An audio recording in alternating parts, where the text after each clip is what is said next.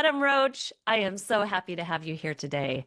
You have an incredible business helping coaches and actually a really beautiful podcast too.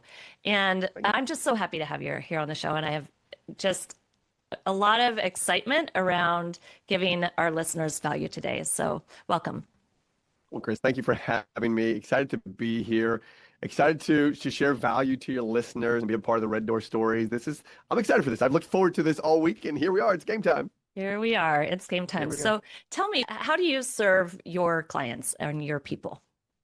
Well, I want to back up a little bit because this coaching space, when it comes to serving, I personally believe, and again, all this is just going to be my belief, thought process, and experience, is in the coaching space, we have to have a calling towards it, right? We really have to have a calling towards it. I've had many, many amazing coaches in my life. I almost feel naked if I don't have a coach somewhere in my world. My father was an Olympic swim coach, and so I'd been around coaching my entire life, but I didn't know I was around coaching. I played collegiate tennis. I tried my hand at professional tennis and found out real quick I was an American, not a European. I was getting my butt kicked all the time, and so that was not a good profession for me.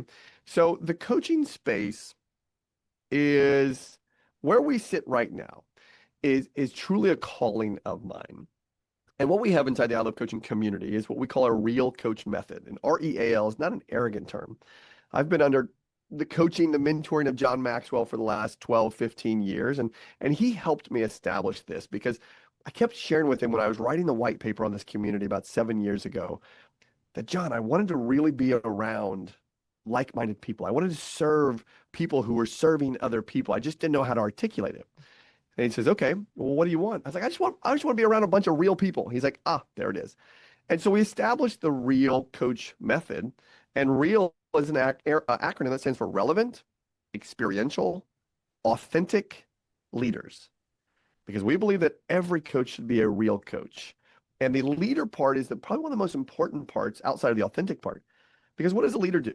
Chris, we know a leader is someone who influences people, but influences them for what? Influences them for hopefully the action that they will take towards their desired outcome. So that's a little bit about who I am and what I do and why I love to serve coaches is because they get to have an impact on so many other people. Yeah, I agree. I agree. I relate to that. And I love working with coaches, consultants, advisors, because they're the ones boots on the ground, making the Yeah, world a better place, one client at a time. And it's so inspiring to be around people that are doing work that they're truly called to do and that's really in alignment with their own purpose. So I get it. yeah, for sure. Yeah. Well, it was interesting because my father passed in 2019. And as I was speaking his eulogy, I looked over the crowd. There's 400 or 500 people there. And I saw athletes, I saw other coaches, I saw parents, I saw just a whole group of people. And what I realized was, whoa, this is kind of one of those, hey, write your life story, write what someone's going to read about you when you die. He was in his 60s and he died from Parkinson's related issues. And I thought to myself, this is what John has been trying to tell me all these years is you can have success and or you can have significance. But you can't just have success because it's a dead end. You will hit the end of the road with success. Success has a start and a stop. Significance, though, Adam, he would say, is something that's finite. You can go create a legacy around significance because what does legacy need? Its root word is legs. So it needs legs, it needs people, it needs momentum to keep going. He says, now, don't get me wrong. He says success and significance can go hand in hand, but if you step into a space of wanting to have significance, to help other people, to go have significance, success will follow. Yeah, I get that. Yeah, really kind of heart driven. Yeah. Yeah. Calling, right? It's it's Yeah. it's the calling and it's what are you feeling called to do? And I say this in keynote speeches all the time is we all have success in past containers. I call them containers, right? Mhm. And those sometimes sitting in those containers, we're like, whoa, I'm having success, but there's an itch over there that I don't know why I need to scratch it. Right. And sometimes we say the grass isn't always greener on the other side. But I've had that itch now 2 or 3 times in my life. And every time I scratch it, significance shows up even greater. Mm. Right. And I mean, I can go all the way back to my 20s when I was a tennis pro in Beverly Hills. It was fantastic. I owned part of the company. Why would anyone want to get out of that role? But something was itching me. right? Something continued to itch me. And then I got into the real estate business and I got into business brokerage ownership. And it was great. Lifestyle was great. We had a SaaS company. We had a software company. Lifestyle was fantastic. But there was still another itch. And sometimes we don't scratch that itch for fear of what? Of losing the success or having to restart or start over. And there's many things that happen along those ways. And gosh, I just love talking to people who actually take that leap of faith. Because sometimes you just got to jump the fence. You just got to jump the Yeah. fence. Hmm. Totally. Yeah. I mean, I think those little nudges or those itches are there as a guide for us to follow. They would otherwise they wouldn't be there. That's right. And there are all kinds of ways to dip your toe into that itch without, quitting your job or Sure. completely abandoning your current income. So tell me a story about a client of yours that was doing one thing and had an itch and followed it and what Mm. happened. Oh, I have such a great story here. So 2021. So mind you, I in 2019, I had three brokerage franchises that I owned. We had an incredible software company that was running. And when my father passed, I had an itch, right? We called the beach chair moment. So I came back here to Charleston. I sat on the beach and I was a spiritual guy. So I took my Bible, took my journal, sat there, prayed, cried, mourned, kept sunscreen on my bald head, and just was like, tell me, where do I go next, right? And I had many, many things come to me in that time. And so I sold everything. I sold everything, right? So I was not dipping my toe. I was jumping the fence and I didn't know what was on the other side of it, but I knew I needed to surround myself with different people. So I started in the simple one-on-one coaching space, very simply. And we call it the proximity space, right? So when you're launching your business, proximity is going to be the fastest way for you to keep the lights on. That's what we say. Let's just keep the lights on before you go into your process or your peers, the other two P's. And I realized that during COVID, that boy, people were a little messy, right? Their lives were a little bit messy. And so I thought to myself, it's towards the end of the year. I'm going to throw, instead of a business planning clinic, I'm going to throw a whole life planning event. Now, COVID had kind of shut everything down, but here in Charleston, they kept some things open. And I knew a guy who had just sold a commercial real estate property on the water here, and it literally was falling into the water. But I said, hey, do you mind if I use your place? And he's like, no, go ahead and use it. Just if you fall in, just don't blame me. I was like, okay, fine. So I had about 30 people come to it, and it was fantastic. We had different speakers in different genres, and I did that event for 7 years in a row to the point where John Maxwell was coming to these events, and I had some of the who's who really coming to these events. Mhm. Okay, so I'm gonna answer the question. So in 2021, I'm running one of these events, and I was working with a guy in the mortgage space at that time because he wanted me to help him build his mortgage business. And he was sitting in the front of the room. He came to the event. It's called the I Love Coaching Whole Life Planning Summit. And he taps me afterwards. He had an itch. And he said, hey, I want to do what those speakers are doing. Now he's a big guy, probably 6'4". He has one arm, right? So he came from a troubled background. He says, I want to do what those guys are doing. I said, okay. What do you want to do? And he said, I want to speak. I said, what do you want to speak on? He says, I don't know yet, but I'm feeling called towards it. I said, unfortunately, I already have all my speakers booked for next year, but if someone backs out, I'll tap you. He says, okay. I said, but what are you going to speak on? He says, I don't know, but I want to do it. Now, mind you, these were big events. I mean, people were paying serious money to come to these events. And so 2021 comes, and kid you not, literally a little blip in the universe happened, and there was a hurricane coming through Florida, which stopped one of my speakers from coming. And it was 48 hours before my event, and I was like, uh-oh. I was like, oh, remember Chris? And so I tapped him. I said, hey, if you're ready, it's game time. And he says, okay, I'll be ready. So he shows up. He does a good job. Bless his heart. He had a North Carolina color blue suit on, and he was sweating through that thing. And he's not a little man, so everyone could see he was a little nervous. He gets off stage, and Chrissy says this to me. That was it. That's what I want to do. I was like, what do you want to do? He says, I want to keynote speak. I want to do this. And I'm thinking to myself, you are awful. You shouldn't do this. Right? But he really wasn't awful. He did a good job. We had about 275 people at that one event. And Wow. so, he had made an impact. I said, okay, here's what I want you to do. I want you to go write 10 names down of people that you think that you want to be like in that space, and we'll have a conversation. So he comes to the next coaching call, and he made a list. But he made a list of like A+ people. Ed Milet, Nick Saban, John Maxwell, Dan Martell, and he's listening to all these people. I said, okay, great. What are you going to do to introduce yourself to these people? He said, well, I'm going to learn from them. Great. What are you going to do? He said, well, I realized I went on their social media, I looked them up. Most of them like Jordans, like the shoes. I said, okay, great. What are you gonna do? He said, well, I'm gonna send them all one shoe with a note inside that says, if you give me 15 minutes of your time, I'll send you the other shoe. And I'm thinking to myself, what have I got myself into with this guy? And he does it. Now, here was the cool part. At that time, I was personally coaching with Dan Martell. He was my coach. And I'm up in Kelowna, British Columbia. And I'm telling him this story. He's like, wait. And I said, what? He goes, I just got one of those shoes in the mail. I said, you did? What'd you do with it? He goes, I sent it back. I don't even like Jordans. I was like, wait, stop. The guy's with me. Will you just give him 15 minutes of your time? He said, yes. Okay, so fast forward now. It's 2026, and this was 2021, 2022. Chris sold his mortgage company. He sold his mortgage company. He went full-time into the speaking. He is now, quote unquote, an adversity expert, right? He's done a TED Talk. He's published a book on the One Jordan, how to connect with high-performing individuals. That is an international bestseller now. And not only does he do keynote speaking, he now coaches in the adversity space on how to overcome adversity. He has a group, he has one-on-one clients, and he's doing incredible. Amazing. And we let him all the way through that process because he was just a mortgage guy. That's all he knew, but he got an itch. He stepped into it, and he's now literally impacting the world. How did he navigate and figure out his niche for diversity?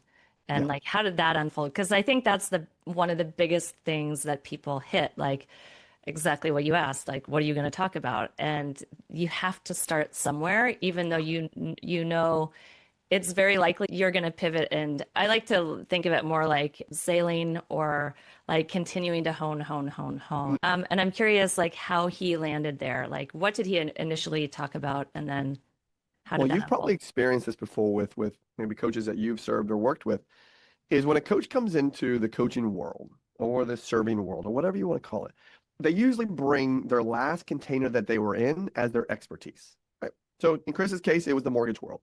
So when he got up to give his first keynote, it was about money, right? It was about the understanding of money. And I could sense that he was loving the speaking, but that was not really what his calling was.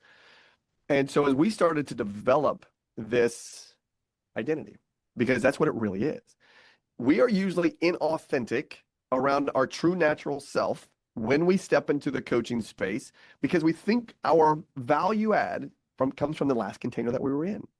And that's not true. It is partially true, but that's not your identity, right?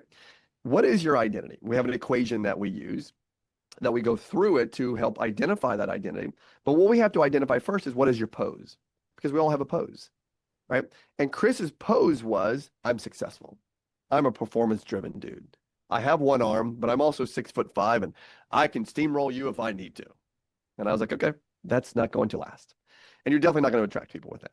Now, excuse the language, but I was like, dude, you need to use that one arm shit more, right? And he's like, what do you Wait, mean? I was like, when you use the word pose, what do you mean by that? yeah, oppose, P-O-S-E. Yeah, So we are in a position where we think we need to be something that we're not, got it. right? We think we need to be Chris's language or Chris's pose was, I need to be the best mortgage coach that I can be because I've been in that space for the last 12 years. I own my own business. We did millions of dollars in sales and blah, blah, blah, blah, blah, right? Got it. But that wasn't his real identity where he could serve people. Where he could serve people was, I was born from a heroin addict mother, right? I am 6'5". He calls it a limb difference. I have a limb difference, Mm. but I will achieve and succeed at anything and all things that I do. And so what he realized was his entire life he had fought adversity, right? Whether that was playing baseball or whether that was being a kid with one arm growing up or whether that was selling cars, he had always come adversity. And so he has this incredible TED Talk speech now and visual where he has what's called the adversity backpack theory. That we all carry an adversity backpack. The question is, what do we keep inside that backpack that'll either help us or become an anchor? Oh, And it's great. really powerful, really, really powerful. So what did he do though? He had to step into this space of who is he really? Like, who is he really and who does he really want to serve? Because as Rory Vaden says it so powerfully, we're most powerfully positioned to serve the person who we used to be, right? And that is so true. That's not the container that you just came from. because we all have unique, powerfully positioned to be the person or to serve the person we used to be. We all have so many problem solution cycles, as I call them, that we can serve so many people with. The question is, which ones do you have passion around that you want to go help other people and coach them through? And that's what Chris did. He found his passion in the space of adversity. He found his passion in watching people as he was coaching them overcome and achieve whatever they desired. And he just stepped in that lane. Oh, I just love the guy. Does it many times does finding that purpose go back to your childhood? So the equation that we use is answering that question, yes. Right? And this is deep work. And what I mean by deep work is any coach that comes into our community. No one works for Adam Roach. No one works for the I Love Coaching company. We are a community of coaching. I Love Coaching is a community. And we have a framework that we use, and it's called the blueprint, the real coaching blueprint. And again, not arrogant, relevant, experiential, authentic leader. And phase one is going in before you go out. And so that equation that we work on is, to answer your question, you've got to identify your wound. That's step number one. Right? Inside of that equation, the W is wound. The next letter is L for lie. This is the lie you've told yourself. The third letter is V or vow, V-O-W. So it goes wound. What was your wound? What was the lie? What was the vow? So W plus L plus V equals pose. Equals your pose. Equals your pose. But the pose is what you don't want to be. The pose is the kind of the fake version of you, the poser version, That's right, because you are posing to cover up your lie. I'll give you an example. This was mine. So when I went through this, I was at an event, a big, kind of like a men's hike of sorts. And my facilitator that was helping me through this was like, okay, because we're going to talk about your dad. And I love my dad. And gosh, what a great role model he was. But he said, let me ask you a question. Was he a passive dad or an active dad? I said, well, I don't think I understand the difference. And he says, well, passive dad, as it comes to being the leader, is someone that just kind of leads by example. And active dad is like, sit down, son, let me tell you something, right? It's like, okay, my dad was definitely a passive dad. Okay, cool. And where did your dad get his validation from, he asked me. I was like, I don't think I understand that question again. He said, well, was it through the family? Was it through the church? Was it through his accomplishments? I was like, oh, definitely his accomplishments. He said, what would make you say that? I said, because you couldn't go into my dad's office and not see 5, 6, 7, 10, 12 magazine covers that he had been on, or the big old Hall of Fame of coaching, or the Hall of Fame of water skiing, right? That was my dad. And he's like, oh, okay, good. I was like, yeah, it was really cool. He said, but what lie did you tell yourself about that?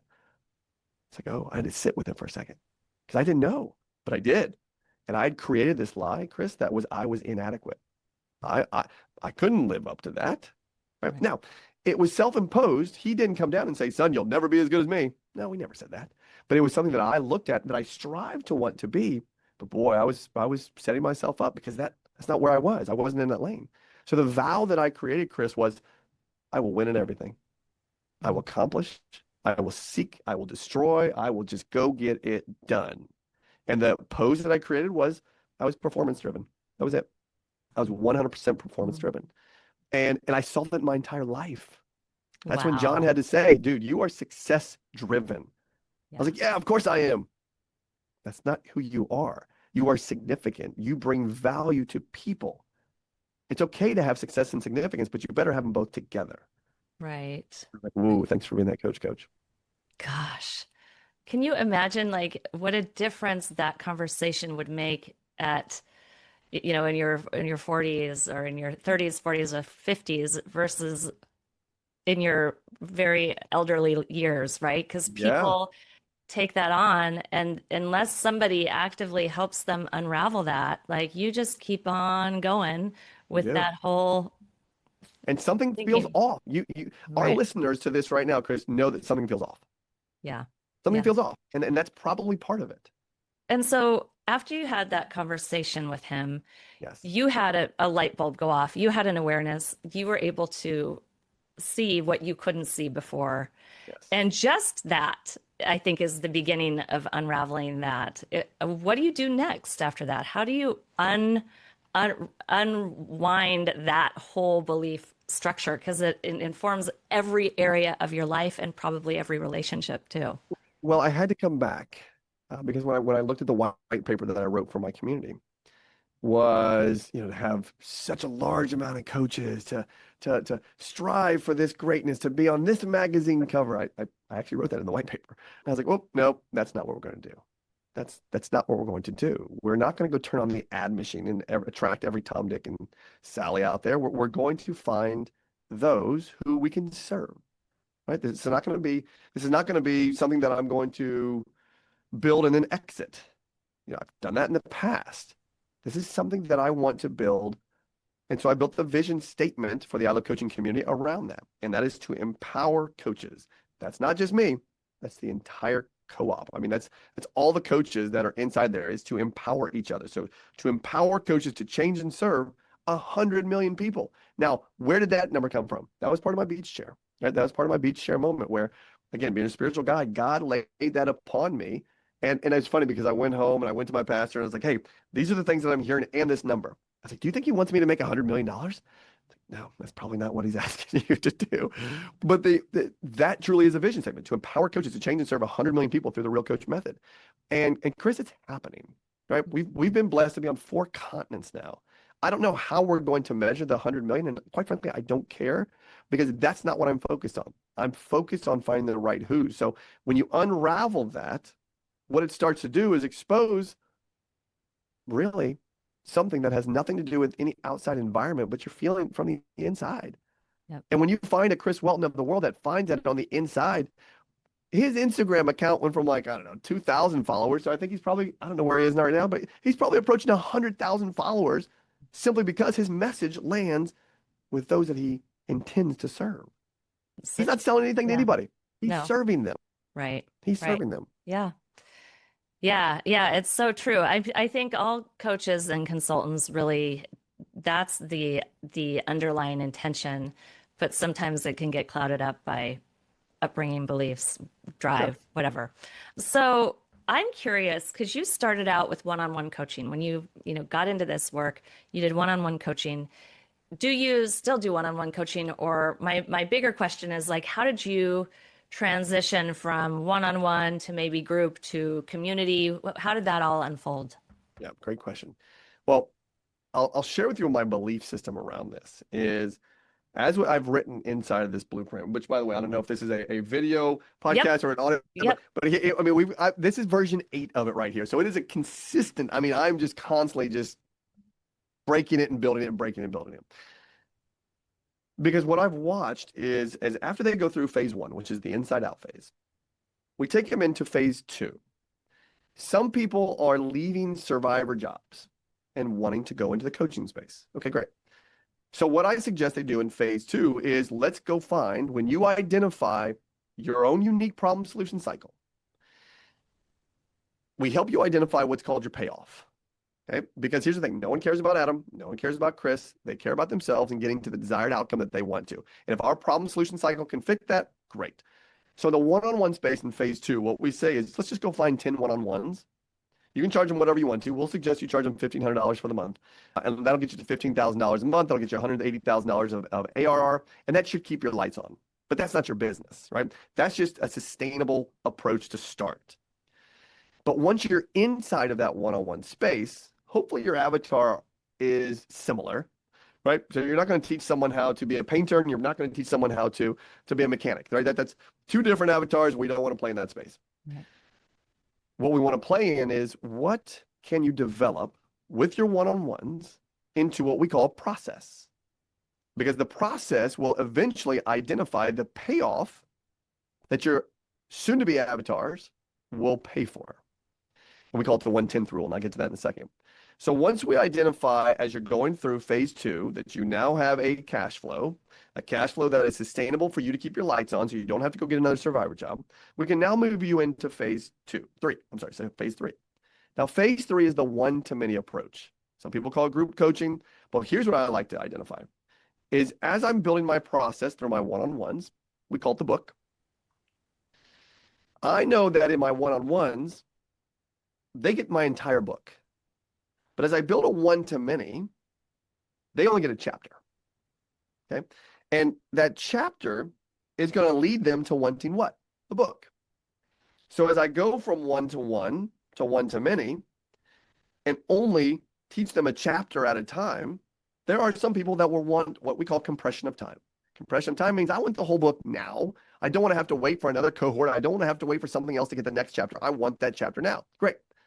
Those people come back up to what we call your proximity, right? That's 1-to-1. But now that they know you have value in this chapter, they want the whole book. If you start at 1,500, now you can go to 3,000, 5,000, 10,000. Whatever the defined payoff is, you can charge 1/10. So if I came to you, Chris, and said, hey, I have a process, and you're in my one-to-many, that'll get you from $0 to $1 million. Here's the path, here's the process, and you want that $1 million, you will definitely pay $100,000 for it. That's the way it works. So you will get me proximity. When people come to you after the one-to-many, you should be expensive. But expensive is relative because it's attached to your payoff. Most people, let me rephrase this, I have watched coaches step into the coaching space and say, I'm for sale. I'm like, nope, you're thinking like an employee. Your payoff is for sale, and you better know what the payoff can get somebody, either opportunity gain or opportunity lost, cost. And with that, you can charge 1/10. And we have watched people just skyrocket. How do you So what? calculate the original number? Like if it isn't business or income related, how do you, like if someone's losing weight or doing some other type of coaching that's not related to a number? Well, I'll take you can take the fitness space or the nutrition space or even like the divorce space, right? I've been divorced and I know the cost that it cost me to go through that divorce, right? And if there was a divorce coach, which by the way, post that divorce, I have remarried. It was 5-6 years later, but I did hire a relationship coach first because I knew how much that first one cost me. I was not going to do that again, right? Yeah, I just finished working with a divorce coach. It's such a great niche. Oh, everybody needs one. But let's really talk about that, right? Because I don't know what the average divorce costs, but let's just throw it at $1 million. Mm-hmm. Don't know. Yeah. Every state's going to be different. Everybody's net worth is different. Mine cost me $2 million. Okay. Had I had a coach in that space, I would have easily probably paid them $200,000 to save me $2 million over a 10-year period. Right. Right. Let's go into the fitness and nutrition space. I've seen people die of obesity. I've seen people who don't take care of themselves not be on this planet anymore. And I've seen the costs that are associated with that. When my father passed from Parkinson's related issues, gosh, I would have paid any amount of money for him not to have to go through that 7 years of horrific pain. Yeah. Right. Yeah. And so the opportunity lost cost there is if you don't hire me, you'll pay it that way. Right. So there's always ways to put a number around it. And sometimes it doesn't have to be a number. It can be just that, right? Great. If you don't lose weight, here's what's going to happen. Mm-hmm. That bill, this emergency room, that funeral, all that's probably going to cost you $1 million. Great. So opportunity lost is $1 million. Otherwise, we get into coaching. Right. Okay. Yeah. Got it. But most coaches do. They will put a price tag on themselves, which means that they are the value. You are not the value. You are the conduit to the payoff. Oh, absolutely. Yeah. I mean, they care about what they get. They don't really care how they get it, right? They just want that happy end result. And if you can deliver that, then, and how much is the problem worth solving, right? How big is the problem? Yeah. Well, here's the fun part. So I've had people challenge me a lot in the space of the coaching space is so saturated. Cool. Okay. What's your point? Well, I can never make money in that space because there's so many real estate coaches, there's so many life coaches, there's so many fill in the blank coaches. Okay. And you may not be wrong, but here's what will change that. Chris, you and I could be in the same space where we coach coaches. Fantastic. You may have, and I may have a similar payoff that the coaches want. Fantastic. That's P number one is payoff. P number two is premise. My belief around that payoff and how to get to that payoff may be different than yours. And you will attract a specific avatar to your belief, your worldly views on your premise of that payoff, which are different than mine. Our methodology or practice could be the third P, may be the same, but if our belief system is different, if our universal view or vantage point of that process is different, that's how we will attract different avatars. Mm. And I see that all the time, We have coaches in our community that are business-based coaches. Some are in real estate, some are in mortgage, some are in, oh, let's see here. We've got a W-2 coach in there. It's fascinating. Shapes, colors, and sizes, all different. And they're like, oh my gosh, how many real estate coaches do you have in the community? I don't know. Well, I want to be the only one. That's not going to happen, and here's why. And it doesn't matter. It's the belief systems that matter. Right, Right? And right, the world right. needs to know it too. The How do world you needs to know how what do your you purpose is. identify what your belief system is Sure. for that piece? And then if you want to change it, how do you change it? So I'll give an example, and this is just my belief in the coaching space. I don't believe that certifications will make you any more money. I agree with I don't that. believe that I believe certification, that too. yeah, I don't believe that certifications will help you build a business. And yet I see coaches going to get certified before they have a business. And they're like, oh my gosh, what do I do now? I am XYZ certified and it cost me $30,000. Help, help, help. And I'm like, I don't believe in certifications, right? So if you want to go get certified, more power to you. That's not going to be the process that I'm going to take you down, right? So you've got to just understand, this goes back to your identity of where do you have backbone? Where do you have a foot planted into the ground that says, this is what I believe? And if you don't, that's okay. You probably better go develop some though. I Got don't it. believe in coaching dependent models. I don't believe that someone who is coaching should give half of their money back. That just means to me you're a lazy coach. Because if you can't stand on your own 2 feet and you can't go out there and go get clients based on your own problem solution cycle, okay, that's fine. You just won't fit into my world. You're not my avatar. Mhm. That's my belief. Just a few Love of it. them. Yeah. Well, I think for a lot of people, it can be easy to fall into like a scarcity belief around either money or that the market is saturated. And so I guess my question is, once you identify that you have a belief that's actually not serving you, that's actually kind of bringing you down or keeping Mm. you flat or keeping you stuck, is it really simple just to change that? Or do you have an approach to that? So, are you familiar with the Johari window model? I'm not, but I'm a Okay. big Brooke Castillo Oh yeah. person, and I Uh-huh. love her model of, Perfect. yeah, circumstance, thought. Well, I Yeah. believe so. The way that they broke this model down was really, really good. And there's 4 quadrants, and the top left quadrant is the open and free area, right? And so the open and free area is, you know this about me, and I know this about myself, and so everyone knows this about us. To the right, the top right, that is the blind spot.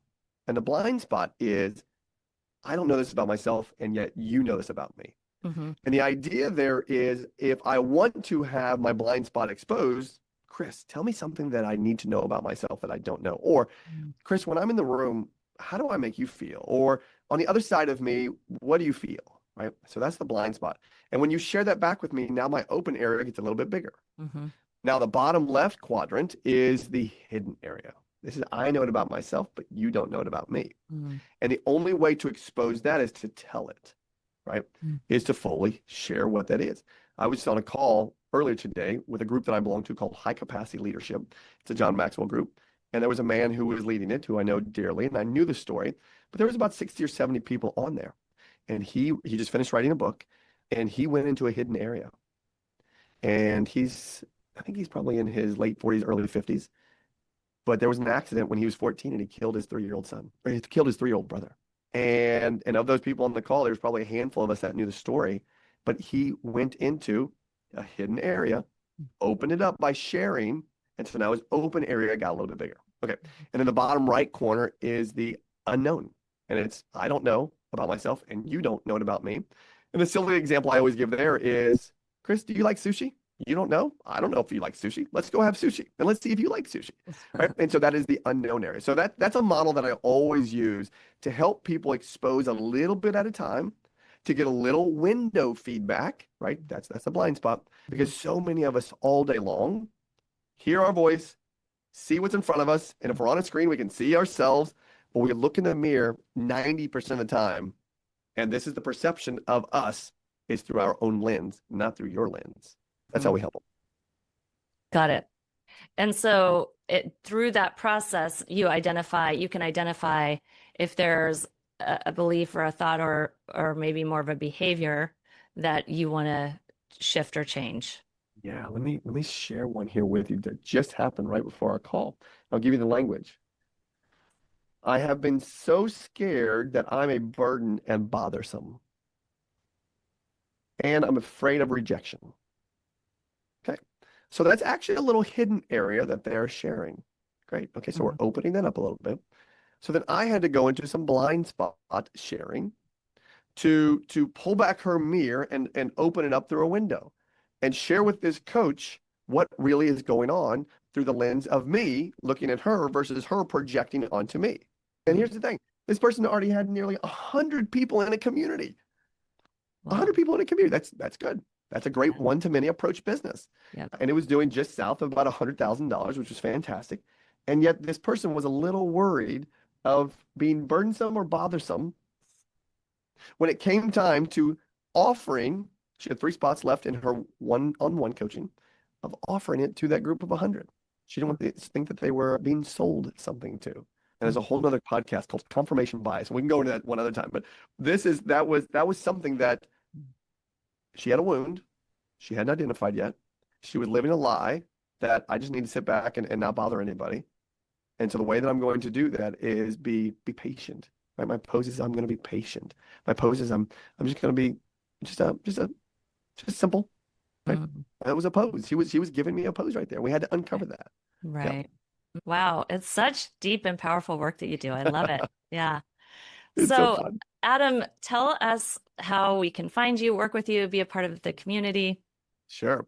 So just go to my Instagram, Adam R. Roach. There's 2 R's there in the middle. And what you'll see on there is you won't see a lot of the coaching language that we use right here because it's for me, I love my family. I love my life. I'm just blessed by all the things that we get to do. So it's a very lifestyle based Instagram. And you'll see on there how you can engage with me and how you can be a part of the community. If you want to go see the community, it's just ilovecoachingco.com. And inside of there, we have a challenge. We do a challenge every single month, and that's an offer challenge, right? A 10K coaching offer challenge that we believe one of the biggest areas for coaches, whether they are starting to be a coach or continuing to expand their coaching business, is the offer space, right? They don't know how to build the actual offer around the who, what, where, when, and why. And then we have the community in there. And the community was created simply because, a little selfishly, I love being around people. And in the same breath, though, I know that people want 2 things. They want, number one, content, and content to grow, content to build. And that's our blueprint. And in the same breath, I know that people don't like to build in silos. And so we established the community. And like I said, we've now been blessed to serve coaches on 4 continents. Don't know how that happened. I Mhm. just know that, sometimes the unexplained is just a blessing and we go along with it. And it's just a lot of fun. We have so much fun in that community. I hold 3 events a year. We call them intensives, where we're coaching through the blueprint specific models for them to go and run play when they get back to wherever they are. We get together once a week in the community, and whether myself or a part of my team or a special guest comes in, whether it's a John Maxwell or Dan Martell of the world, and we just bring value to coaches, and that's what I love to do. So that's where they can go find me, Adam R. Roach, or they can go to coachingco.com and just learn more about us.